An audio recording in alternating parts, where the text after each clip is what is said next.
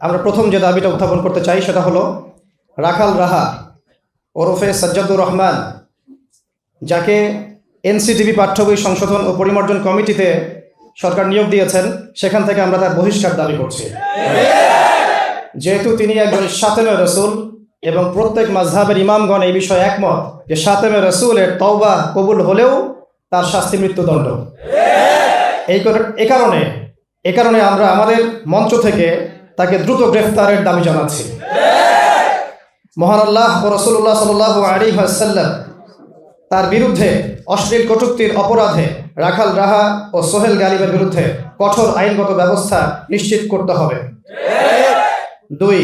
ধর্মীয় অবমাননা ও উস্কানিমূলক প্রচার রোধে বিশ্বব্যাপী বিদ্যমান আইন এবং আন্তর্জাতিক দৃষ্টান্ত পর্যালোচনা করে বাংলাদেশেও দৃঢ় ও কার্যকারী ব্লাসফেমি আইন প্রণয়ন করতে হবে।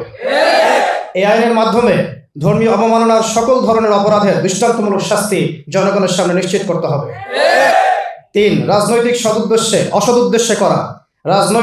উদ্দেশ্যে করা মামলায় আটক সমস্ত মাজলুম আলেম এবং ইসলামপন্থীদের নিঃশর্ত মুক্তির ব্যবস্থা করতে হবে।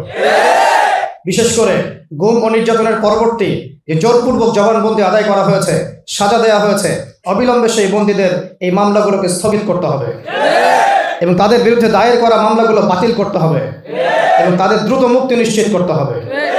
4.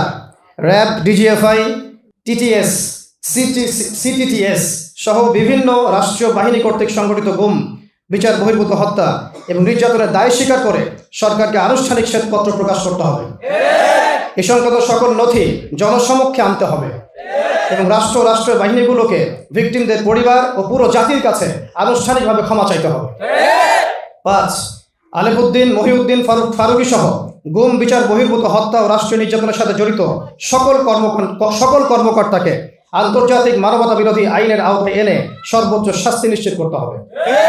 6. রাষ্ট্রীয় বাহিনীর নির্মম নির্যাতনের শিকার সকল বন্দী ও তাদের পরিবারকে সরকারি তহবিল থেকে যথাযথ পুনর্বাসন এবং ক্ষতিপূরণের ব্যবস্থা করতে হবে এবং বন্দীদের স্বাভাবিক জীবনে ফিরে যাওয়ার নিশ্চয়তা সরকারকে প্রদান করতে হবে এবং ক্ষতিগ্রস্ত পরিবারগুলোকে দীর্ঘমেয়াদী সহায়তা প্রদানের বিষয়টি নিশ্চিত করতে হবে। এছাড়াও আমাদের অন্যতম দাবি হচ্ছে 2013 সালে নাস্তিক মোরতাদদের বিরুদ্ধে আমাদের ওলামায়ে কেরামদের যে আন্দোলন ছিল হেফাজতে ইসলামের ব্যানারে, তার 13 দফা বাস্তবায়ন করতে হবে। এই 13 দফাগুলো আমরা অনেকে ভুলে গেছি। আমি শুধু মনে করিয়ে দেওয়ার জন্যই পয়েন্টগুলো আপনাদের সামনে উত্থাপন করছি। 1. সংবিধানে আল্লাহর উপর পূর্ণ আস্থা ও বিশ্বাস পুনঃস্থাপন করতে হবে এবং কোরআন ও সুন্নাহ বিরোধী সমস্ত আইন বাতিল করতে হবে।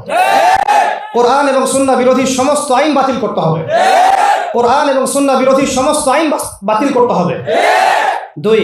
আল্লাহর রাসূল সাল্লাল্লাহু আলাইহি ওয়াসাল্লাম এবং মহান আল্লাহ ও ইসলাম ধর্মের অবমাননা এবং মুসলমানদের বিরুদ্ধে কুৎসা ঘটনার সর্বোচ্চ শাস্তি মৃত্যুদণ্ড হিসেবে কার্যকর করতে হবে এবং এই আইনকে সংসদে বাস্তবায়ন করতে হবে। 3. কথিত শাহবাগী আন্দোলনের নেতৃত্ব দানকারী স্বঘোষিত যারা নাস্তিক মোরতাদ এবং যারা প্রিয় নবী সাল্লাল্লাহু আলাইহি ওয়াসাল্লামের শানে কটূক্তি করেছিল সেই ব্লগার এবং তাদের রেখে যাওয়ায় যে দোসরদের যে অপতৎপরতা, এগুলো বন্ধে কঠোর পদক্ষেপ এবং শাস্তিদানের ব্যবস্থা নিশ্চিত করতে হবে। 4. ব্যক্তি এবং বাক স্বাধীনতার নামে যত রকমের বেহায়াপনা, অনাচার, ব্যভিচার, প্রকাশ্যে নারী পুরুষের অবাধ বিচরণ, মোমবাতি প্রজ্বলন সহ যাবতীয় বিজাতীয় সংস্কৃতি, এগুলোকে বন্ধ করতে হবে এবং এই সমস্ত বিজাতীয় সংস্কৃতির অনুপ্রবেশ বন্ধ করতে হবে। 5. ইসলাম বিরোধী যাবতীয় নারী নীতি, ধর্মহীন শিক্ষানীতি বাতিল করতে হবে। প্রাথমিক স্তর থেকে মাধ্যমিক পর্যায় থেকে শুরু করে সর্বোচ্চ পর্যায় পর্যন্ত ধর্মীয় শিক্ষাকে বাধ্যতামূলক করতে হবে। 6. সরকারিভাবে এই স্পষ্ট কাফের মোরতাদ কাদিয়ানীদেরকে অমুসলিম ঘোষণা করতে হবে। 7. মসজিদের শহর ঢাকাকে কোনো অবস্থাতেই মূর্তির শহরে রূপান্তরিত করা যাবে না। দেশব্যাপী রাস্তার মোড়ে মোড়ে, ভার্সিটির মোড়ে মোড়ে ভাস্কর্যের নামে মূর্তি স্থাপন বন্ধ করতে হবে। 8. বাইতুল মুকাররম সহ অন্যান্য যাবতীয় মসজিদে মুসলিমদের এবং খতিবদের নির্বিঘ্নে নামাজ আদায় এবং খুতবা প্রদানের নিশ্চয়তা আমাদের সামনে প্রকাশ করতে হবে এবং যাবতীয় ওয়াজ, নসিহত, সেমিনার, সিম্পোজিয়াম, ইসলামপন্থীদের যাবতীয় কর্মকাণ্ডে যে কোনো প্রকার বিজাতীয় দোসরদের দালালি স্বরূপ কোনো রকম বাধা আমাদেরকে প্রদান করা যাবে না। 9. রেডিও, টেলিভিশন সহ বিভিন্ন গণমাধ্যমে দাড়ি, টুপি, পাগড়ি, জুব্বা ইত্যাদি ইসলামিক কৃষ্টি কালচার নিয়ে হাসি ঠাট্টা করা, নাটক সিনেমায় নেতিবাচক চরিত্র হিসেবে উপস্থাপন করা, ধর্মীয় লেবাস পোশাকের অভিনয়ে তরুণ প্রজন্মের মনে ইসলাম বিদ্বেষ তৈরি করার অপচেষ্টা বন্ধ করতে হবে। 10 পার্বত্য চট্টগ্রাম সহ দেশব্যাপী ইসলাম বিরোধী সমস্ত কর্মকাণ্ডে জড়িত এনজিও, খ্রিস্টান মিশনারি এবং ধর্মান্তরিতকারীদের সমস্ত অপতৎপরতা বন্ধ করতে হবে। 11 রাসূলুল্লাহ সাল্লাল্লাহু আলাইহি ওয়াসাল্লামের প্রেমিক, আশেক এবং তাওহীদ জনতা, ওলামায়ে কেরাম, মাদ্রাসার ছাত্র সকলের উপর যাবতীয় হামলা, মামলা, দমন, নির্বিচারে গুলিবর্ষণ, গণহত্যা বন্ধ করতে হবে।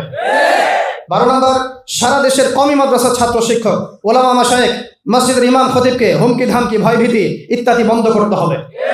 এবং 13 নম্বর দাবি ছিল কিছুটা এরকম: অবিলম্বে গ্রেপ্তারকৃত সমস্ত আলেম ওলামা, ছাত্র সমাজ, তাওহীদ জনতাকে মুক্তি প্রদানের ব্যবস্থা করতে হবে। দায়ের করা সমস্ত মিথ্যা মামলা প্রত্যাহার করতে হবে। প্রত্যেক পরিবারকে ক্ষতিপূরণের ব্যবস্থা নিশ্চিত করতে হবে। আল্লাহ রাব্বুল আলামিন আমাদের সবাইকে এই দাবিগুলোর সাথে একাত্মতা পোষণ করার তৌফিক দান করেন। এই পরিবর্তিত বাংলাদেশে আপনারা এই দাবির সাথে একমত আছেন না নাই? আমরা একমত আছি না নাই? আমরা একমত আছি না নাই? আল্লাহ রাব্বুল আলামিন আমাদের বাংলার জমিনে পরিপূর্ণভাবে ইসলাম কায়েম করার তৌফিক দান করেন। আমিন। ওয়া আখিরু দাওয়ানা আনিল হামদুলিল্লাহি রাব্বিল আলামিন। আসসালামু আলাইকুম ওয়া রাহমাতুল্লাহ।